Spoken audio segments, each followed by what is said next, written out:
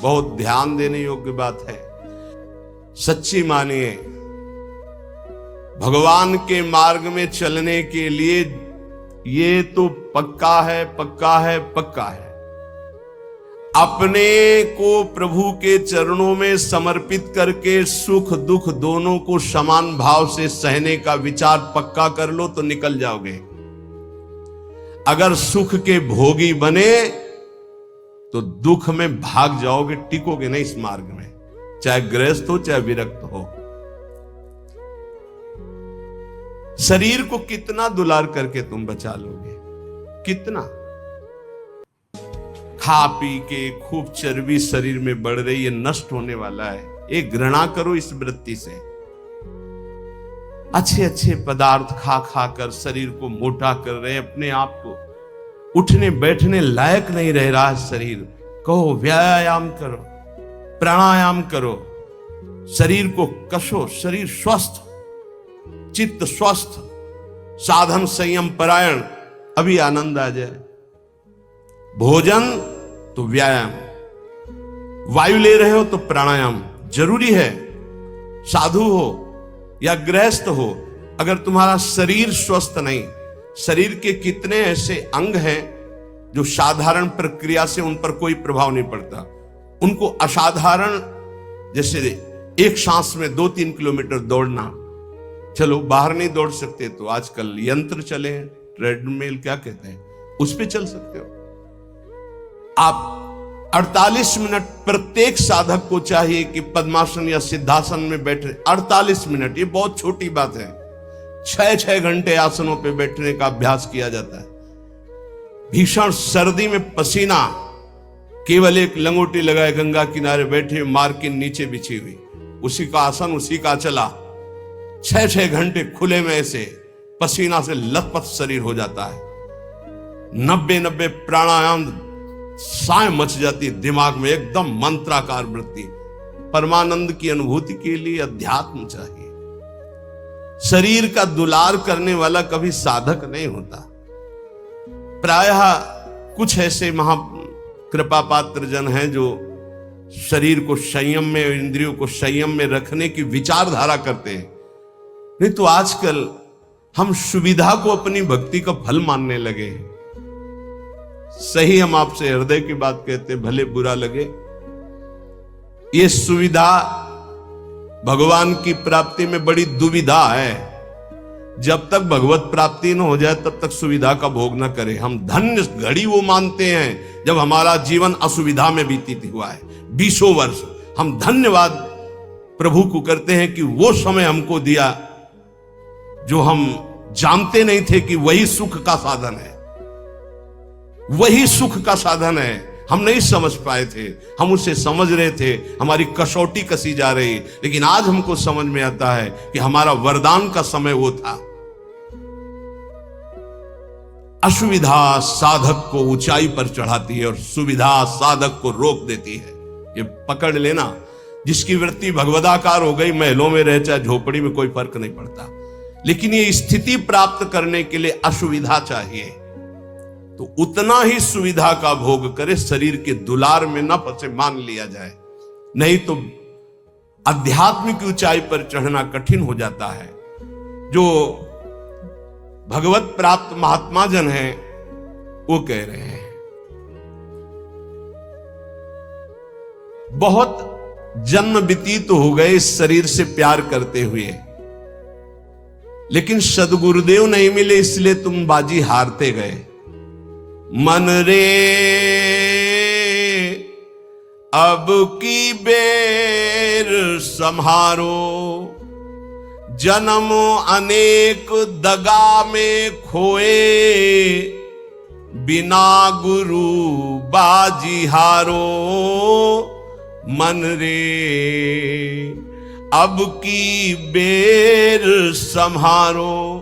बहुत से तुम्हारे जन्म हुए, मनुष्य जन्म, लेकिन सदगुरु नहीं मिले, इसलिए बाजी हार गए। अब की जीत जाओ।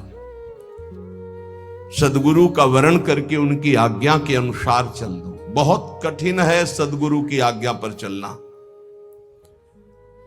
हमारा मन अहंकार से प्रेरित होकर मनमानी आचरण करने के लिए बहुत राजी होता है, लेकिन गुरुमानी होकर मन को मारकर गुरु आज्ञा में रहना एक किसी विशेष भाग्यशाली उपासक के भाव होते हैं। बाल्यावस्था तो हमारी ऐसे चली गई कि पता ही नहीं चला खेल कूद में। बालापने ज्ञान नहीं तन में, जब जन्म्यो तब बारो, तरुणाई सुख बाम में खोयो, बाजो कूच नगारो। बाल्यावस्था कब चली गई पता नहीं चला, सोने में, खाने में, खेलने में। और जब जवानी आई तो बाम कहते हैं प्रतिकूल काम आकर्षण शरीरों में। ये ऐसा नशा चढ़ा काम का जवानी में, कुछ समझ में नहीं आया और जवानी निकल गई।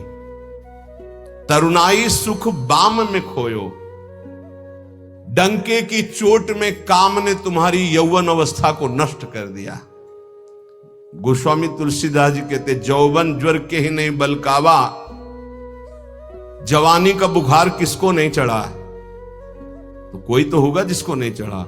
उसी को नहीं चढ़ा जो भगवान के चरणों में चित्त लगा दिया, नहीं तो जौवन ज्वर के ही नहीं बलकावा।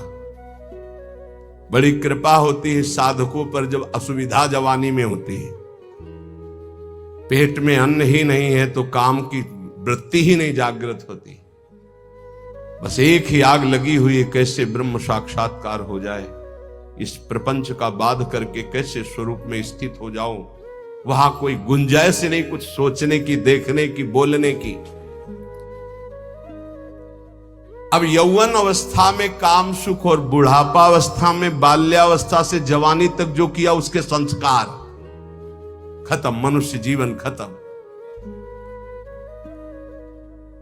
खलक सब रैन का सपना, समझ मन कोई नहीं अपना। कठिन है मोह की धारा, बहा सब जात संसारा। घड़ा जो नीर का फूटा, पत्र जो डार से टूटा। जो पत्ता डाल से टूट गया दोबारा नहीं लगेगा। कच्ची मिट्टी में पानी भरा गया, फैल गई, किसी काम की नहीं रही। ऐसे ही बुढ़ापा के बाद एक अवस्था आती मृत्यु, फिर मानव जीवन गया, फिर अन्य योनियों में भटकना पड़ा। तीन लोक और भुवन चतुर्दश, सब ही काल को चारो। पूरी रहो जगदीश गुरु तन, बासे रहो नियारो। कहे कबीर सुनो भय साधु, सब घट देखन हारो। जन्म अनेक दगा में खोए, बिनु गुरु बाजी हारो। मन रे अब की बेर संहारो। चाहे जितना तुम पुण्य करके चाहे जिस लोक में जाओ, तीनों लोकों तक काल का नगाड़ा बजता है। हर समय वो विनाश लीला करता रहता है। सब काल का चारा है, कोई नहीं बच सकता। जैसे हरिवंश प्रपंच बंच सब काल ब्याल को खायो। यह जिय जान श्याम श्यामापद, कमल संगी सिरनायो। गुरुदेव ने जिसको स्वीकार किया और जगदीश का ज्ञान प्रदान कर दिया, कबीर साहब कहते हैं भाई सुनो, वही विजय प्राप्त कर लिया जो घट घट में सबको आराध्य देव माना। हर घट में हमारा आराध्य देव विराजमान है, वो जीवन मुक्त हो गया। इस शरीर का धारण करना, मिलाता को ध्यान लगावे। सेवा सुमिरन बंदन अर्चन, नौधा सो चित लावे। अब की अवसर भलो बनो है, बहुरी दाव कब पावे। भजन प्रताप उतरे भव सागर, उर आनंद बढ़ावे। साधुन की संगति को साबुन लेकर, ममता मैल बहावे। हे भाई, बिना प्रेम भक्ति के भगवान की प्राप्ति कठिन है। गोविंद के चरणारविंद का आश्रय लेकर नाम जप करते हुए जो लीला गाते हैं, अर्चन बंदन करते हैं, नौधा भक्ति करते हैं, उनके हृदय में प्रेम लक्षणा भक्ति जागृत होती है। ये प्रेम लक्षणा भक्ति साधु संग से आती है। साधु संग रूपी ऐसा साबुन है कि ममता रूपी मैल धुल जाता है, और जहां मन ममता रूपी मैल से रहित हुआ तहां प्रेम प्रकाशित हो जाता है। प्रेम प्रकाशित होने में जो बाधा है, भक्ति करते हुए और साधु संग करते हुए भी यदि प्रेम प्रकाशित नहीं हो रहा, तो ये कुछ बाधाएं इसमें वर्णन की गई हैं। ध्यान से सुन लो, और इनको कभी करना नहीं तो प्रेम भक्ति जरूर जागृत हो जाएगी। पहला, आहार दोष। ध्यान में बैठा लो या लिखते जाओ। आपको साधु संग मिल गया है, नवधा भक्ति कर रहे हैं, लेकिन प्रेम नहीं प्रकट हो रहा है। जैसे आप वृंदावन धाम वास कर रहे हैं, सत्संग कर रहे हैं, नाम कीर्तन कर रहे हैं, प्रेम नहीं प्रकाशित हो रहा है, तो इन दोषों को देख लो आपके अंदर है क्या। पहला है आहार दोष। आहार दोष बुरी कमाई से जो अन्न आता है वो बुद्धि को भ्रष्ट कर देता है। इसीलिए हम आकाश वृत्ति से जीते हैं। आकाश वृत्ति, हमारे पास वही अन्न आएगा जो श्री जी पास करेंगे नहीं। हिम्मत नहीं किसी के यहां रख दे। यहां शासन है सहचरियों का। यहां ऐसा नहीं कि कोई पापात्मा आवे और आके गड्डी रख के चला जाए, ऐसी हिम्मत नहीं, उसके कदम नहीं उसके अंदर प्रवेश कर सकते। यहां शासन है, अव्यक्त शासन है। अगर यहां 100 रुपया कोई रखता है तो मेरी लाडली जू से प्रेरित होकर रखेगा, अन्यथा नहीं। इसीलिए 2 प्रकार से हमारा भोजन चलता है। एक तो ब्रजवासियों की टूक मांग के आते हैं, और दूसरा आकाश वृत्ति से जो आता है, बिना मांगे, बिना इशारा किए और बिना किसी प्रकार का सम्मान दिए। ये नहीं कि आप अर्थ देने वाले हो तो आपको एकांत में बुलाकर जयमाला पहनाई जाए कि जय हो आपकी, आपसे बिल्कुल नहीं। और हो सकता है कि आपको कटु वचन सुनने पड़े और फिर आप रखो तो तुम बहादुर नहीं, लेके जाओ। लक्ष्मीपति जिनके सेवक हैं, उनके सेवक हैं, इसलिए हर अन्न का कण पवित्र होगा यहां का। हमारी स्वामिनी के द्वारा प्रेरित जो आता है वो हृदय से स्वीकार है। इसलिए कहीं भी किसी भी तरह का इशारा, दान पेटी, कोई ये सब नाटक कि भाई यहां इतने भरो, इतने भरो, कहीं कोई अगर कोई बाहर कर रहा है तो नौटंकी नाटक करके अर्थ एकत्रित करने वाला वो अपराधी माना जाएगा। इस पूरे राधा केली कुंज के भागवतिक विधान में किसी भी तरह के अर्थ का प्रवेश नहीं है। हम भिक्षुक हैं, हमारा भरण पोषण स्वामिनी से होता है। किसी के हृदय में ऐसे किया, स्वामिनी जी के आगे चढ़ गया, उसी से बिजली का बिल, उसी से उदर पोषण होता है। और ये हम इसलिए नहीं सुना रहे कि तुम चढ़ा देना। हम तो कसम खवाई सत्संग में कि जिनको ये लगता हो कि मेरे द्वारा चलता है, तुम्हें इष्ट की कसम है, यहाँ चवन्नी मत चढ़ाना।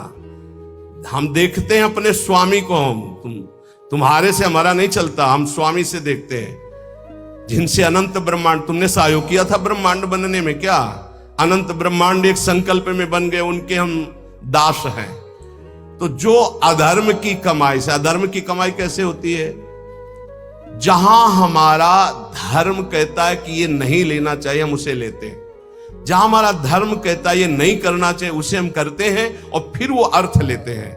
कई तरह के अधर्म की कमाई होती है। इसको हमने देखा भ्रमण के समय में। जैसे कहा जाता है कि आपका ब्लैक व्हाइट हो जाएगा, ऐसा हमने नहीं कहीं पढ़ा, शास्त्रों में नहीं पढ़ा, संतों से नहीं सुना। धर्म से 10 रुपया कमाओ, 4 रोटी बनाओ, 1 रोटी में 4 टुकड़े कर लो, 3 में तुम पाओ। एक गाय को दे दो, कौआ को दे दो, एक भिक्षुक संत को दे दो, एक ऐसे डाल, कोई जीव जंतु खा ले, इसे कहते हैं। वो तुम्हारा धन और पवित्र हो गया। पापाचरण करके आओ, 1 लाख में 10,000 दो, नरक जाओगे, क्योंकि वो 10,000 जो खाएगा उसकी बुद्धि भ्रष्ट हो जाएगी। आहार दोष। जब द्रौपदी जी और महाराज युधिष्ठिर और भगवान श्री कृष्ण भीष्म पितामह को घेरे हुए प्रश्न उत्तर हो रहे हैं, तो बहुत शास्त्र का ज्ञान दे रहे हैं, बहुत हजारों प्रश्नों के उत्तर भीष्म पितामह जी ने दिए। तो जब धर्म का उपदेश कर रहे थे तो कहा रुको पितामह, ये वही बुद्धि है उसी महापुरुष की जो सभा में बैठा था, मुझे वस्त्रहीन किया जा रहा था, मैं चीख चीख के पूछ रही थी क्या ये धर्म है? उस समय ज्ञान तुम्हारा कहां चला गया था जो आज ज्ञान उपदेश कर रहे हो? तुम मुस्कुराए और कहा बेटी तुम्हारा प्रश्न धर्मयुक्त है। वो सब बह गया, 6 महीने बाणों की सैया पर वो खून बह गया है। इस समय मैं शुद्ध हूं, जो प्रश्न करोगे ठीक धर्मयुक्त उत्तर होगा। उस समय पापी दुर्योधन का अन्न खाने से मेरी बुद्धि मलिन हो गई थी। उदाहरण दिया कि एक परमहंस जी जंगल में कंदमूल फल खाकर रहते थे। एक दिन राजा की दृष्टि पड़ी, श्रद्धालु था, साष्टांग दंडवत की महाराज महल पधारी और अपने चरणामृत से चरण रज से महल को पावन करें और प्रसाद पाए।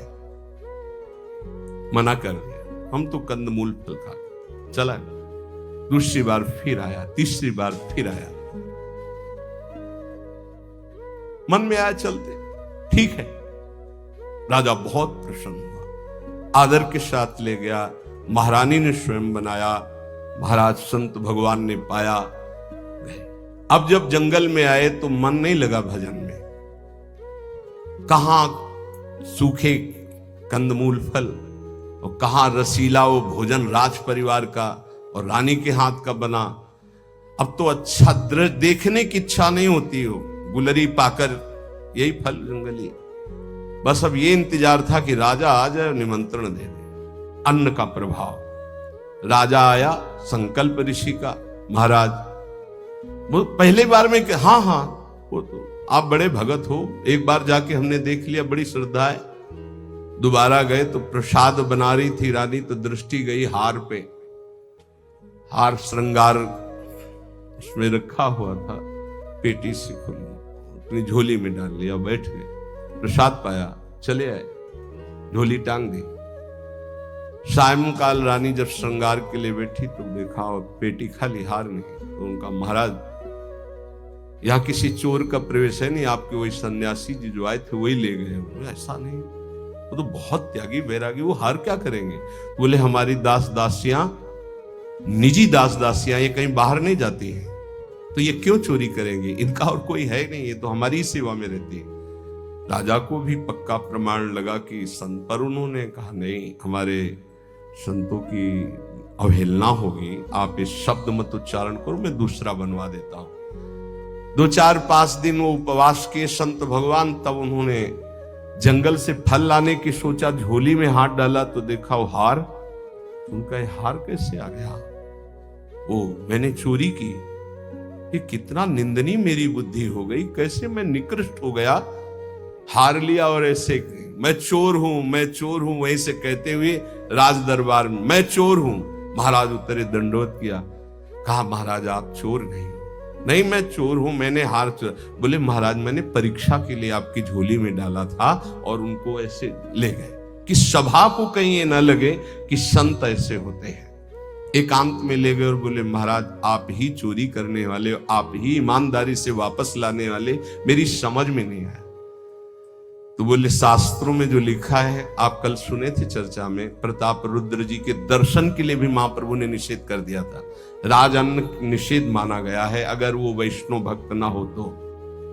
बोले ये राजअन्न का प्रभाव है कि मेरी बुद्धि लुभायमान हो गई और स्वर्ण की चोरी कर ली, कई दिन से भोजन नहीं पाया, वो सूख गया, रक्त जल गया, तो इसलिए अब मेरी बुद्धि शुद्ध हुई। ये तुम्हारे अन्न का दोष है जो हमने 2 बार पाया, उससे मेरी बुद्धि पतित हो गई। तो पहला दोष है आहार दोष, बुरी कमाई का, चोरी के पैसे का, दूसरे के हक का, अन्न या जबरदस्ती कर लेने का, इस तरह का जो धन है उससे जो खान पान है, ये बुद्धि को भ्रष्ट कर देता है। जैसे ब्याज दर ब्याज, अब वो आपको पैसा मिलेगा तो फिर वो आपकी बुद्धि में भजन नहीं होने देगा, संकल्पित अन्न मिलेगा। कभी किसी का ऐसा दिया हुआ साधक को या गृहस्थ बट रहा है हलवा, भूखे मर रहे हो, ऐसे हाथ फैला दिए, तुम गृहस्थ हो, वृंदावन आए हो, एक दिन उपवास कर लो, थोड़ा सा कुछ लेकर पेट में डाल लो जो तुम्हारा धर्म की कमाई का, दूसरे का हलवा मत खाओ। मान लो हमारी बात, सारी बुद्धि नष्ट हो जाती, सुकृत नष्ट हो जाते हैं। आहार दोष पहला,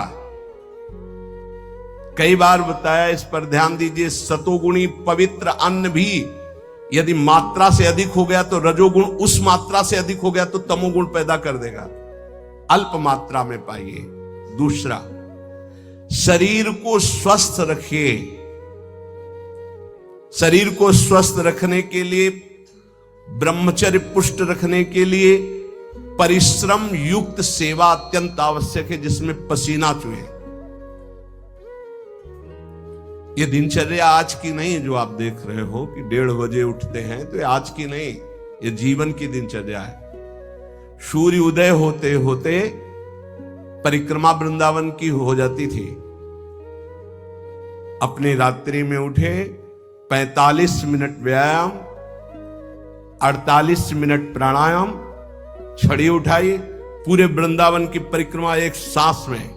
इसके बाद आके श्री जी की मंगला, गुरु जी की सेवा में 9 बजे तक, फिर आके श्रृंगार, फिर गुरु जी की 2:30 बजे रोटी मांग करके एक बार 24 घंटे में, वो भी न सब्जी न दाल। ऐसे थोड़ी भगवत मार्ग की निरंतर भगवदाकार वृत्ति प्राप्त की जाती है।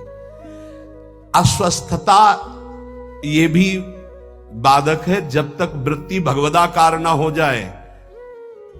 अगर भगवदाकार वृत्ति है तो कोई फर्क नहीं पड़ेगा। भगवदाकार वृत्ति नहीं है और आपको केवल ऐसे नकली वो करके अल्ट्रासाउंड ऐसे और आपको बता दिया जाए कि आपकी किडनी थोड़ा दोष युक्त हो रही है, भजन करके दिखा देना, डिप्रेशन में पहुंचने लगोगे। पक्का समझना, शरीर स्वस्थ, चित्तवृत्ति प्रभु में लगा लोगे। शरीर अस्वस्थ है और चित्तवृत्ति भगवदाकार नहीं हुई तो इसी में कराओगे, पक्की बात समझ लो।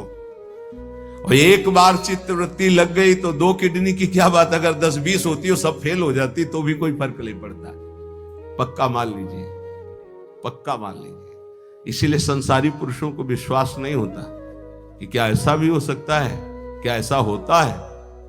कर्तुम अकर्तुम अन्यथा कर्तुम सर्व समर्था सा ईश्वरः। अभी क्या समझे हो तुम? अस्वस्थता से बचिए। प्रत्येक साधक से कहा व्यायाम करो, चाहे साधक हो चाहे साधिका। संयम से चलो, व्यायाम प्राणायाम अत्यंत आवश्यक है। ठीक है, आपकी दिनचर्या ऐसी तो समय निकालो, ऐसी दिनचर्या में समय निकालो कि आप व्यायाम कर सको, आप प्राणायाम कर सको। मान लो मेरी बात, आहार अल्प पवित्र आहार है, पक्का, इसमें कोई संशय नहीं, गुरु प्रदत्त आहार है, और अल्प आहार तो शतोगुणी बना रहेगा। दूसरा, व्यायाम प्राणायाम प्रत्येक साधक को करना चाहिए। यह महापुरुषों को देखें, अपने गुरुदेव को भी देखा है, क्योंकि आजीवन हमें संयम पूर्वक भजन मार्ग में बढ़ना है, तो ये दोनों बातें जरूर। तीसरा, आलस्य का त्याग। आलस्य वृंदावन रहते हुए, भजन करते हुए भगवत मार्ग में आपके प्रेम क्यों नहीं प्रकट हो रहा? ये सिद्ध महापुरुष के द्वारा बताए हुए। पहला, आहार दोष। दूसरा, शरीर को स्वस्थ रखो, नहीं तो अस्वस्थता में भजन नहीं होता। किनका? साधक का। तीसरा, आलस्य। ये सबसे ज्यादा साधक को परेशान करता है। ये 3 बातें पहले क्यों लिखी गई, अभी और हैं। प्रायः साधक को भोजन में स्वाद की बुद्धि रहती है।